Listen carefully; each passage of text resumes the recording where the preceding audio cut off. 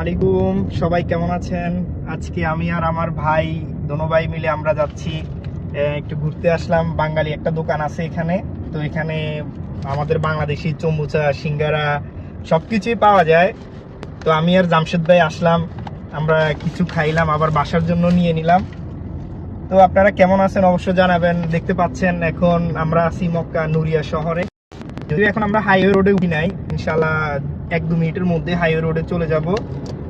আমরা এখন একটা মানে কি বলবো, গ্রামের মতোই গলি দিয়ে যাচ্ছি।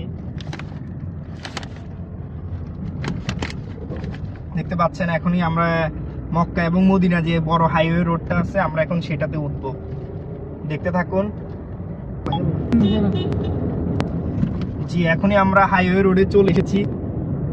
এই যে দেখতে পাচ্ছেন সামনে যে ইশারা সিগন্যাল পড়ছে, সিগন্যালের আল্লাহ যেন একটু দ্রুত যেতে পারি, এখনই সিগন্যাল চলে যাবে।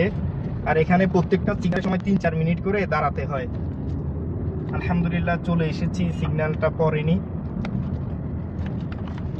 এই যে এটাই হলো মক্কা এবং মদিনা হাইওয়ে রোড, এটা হচ্ছে একটা ইশারা।